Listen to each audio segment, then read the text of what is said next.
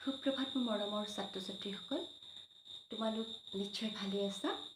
আজি বহুদিনৰ মূৰত ক্লাছ কৰিব ওলাইছোঁ। আজি মই তোমালোকক কি শিকাম? তিনিটা বৰ্ণৰ শব্দ। ইতিমধ্যে তোমালোকে স্বৰবৰ্ণ, ব্যঞ্জন বৰ্ণ আৰু দুটা বৰ্ণৰ শব্দ পাই আহিছা। ঠিক আছে, এতিয়া আমি তিনিটা বৰ্ণৰ শব্দ শিকিম। তিনিটা বৰ্ণৰ শব্দ হৈছে ধৰা কলম। এইটো কি আছিলে? কলম। কলমটো ক যোগ ল যোগ ম। ঠিক আছে, কেইটা বৰ্ণ লগ লাগিছে? তিনিটা বৰ্ণ কলম শব্দটোত। ঠিক তেনেকৈ ধৰা অসম। তোমালোকৰ কিতাপখন 41 নম্বৰ পৃষ্ঠাটো উলিয়াই ল'বা। অসমীয়াখনৰ তাত আছে, মানে কিতাপবোৰ উলিয়াই ল'বা আৰু চাই যাবা।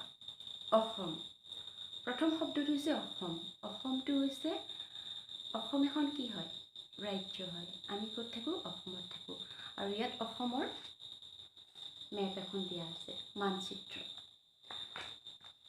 অসমটো ভাঙিবলৈ হ'লে মানে শব্দটো কি কি বৰ্ণ লগ লাগিছে, এইটো ক'বলৈ হ'লে কি কি বৰ্ণ লগ লাগিছে? অ যোগ তেন্তীয়া স যোগ ম, অসম। তাৰ পিছৰ শব্দটো হৈছে অনল। অনল মানে জুই। অ যোগ তেন্তীয়া ন যোগ ল, অনল। তাৰপিছত আছে আখৰ। আখৰবিলাক হৈছে চববিলাক আখৰেই হয় ন। এই যেনে অসম, তাত যিবিলাক বৰ্ণ আছে সেইবোৰ আখৰেই হয়। এইবোৰ আখৰ, এটা এটা আখৰ। ঠিক আছে, আখৰটো হৈছে আ যোগ খ যোগ ৰ, আখৰ। তাৰপিছত আছে কলম। কলমটো মই তোমালোকক কৈছোঁৱেই। তাৰপিছত আছে কমল। কমলটো ক যোগ ম যোগ ল, কমল মানে পদুম ফুল। কমল, পদুম ফুলৰ আন এটা নাম কমল। কমল ক'ত ফুলে? পানীত ফুলে। নেক্সট খৰম। খ যোগ ৰ যোগ ম, খৰম। খৰম হৈছে পিঠ চেণ্ডেল। পুৰণি দিনত মানে ঋষিমুনিসকলে কি পিন্ধিছিলে? খৰম পিন্ধিছিলে।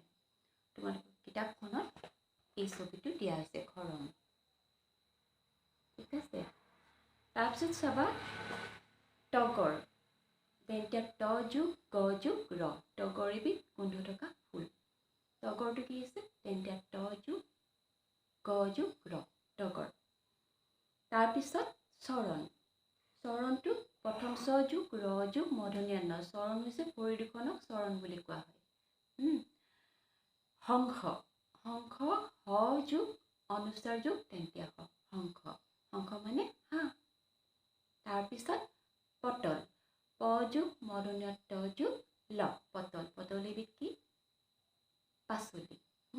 খাবলৈ বহুত ভাল। খোৱানে? নিশ্চয় খাবা।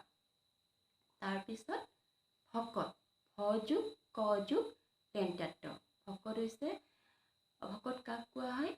মানে ভগৱানৰ একান্ত মানে চিন্তা কৰা মানুহবিলাকক, একান্ত মানে চিন্তা কৰা কি হয়?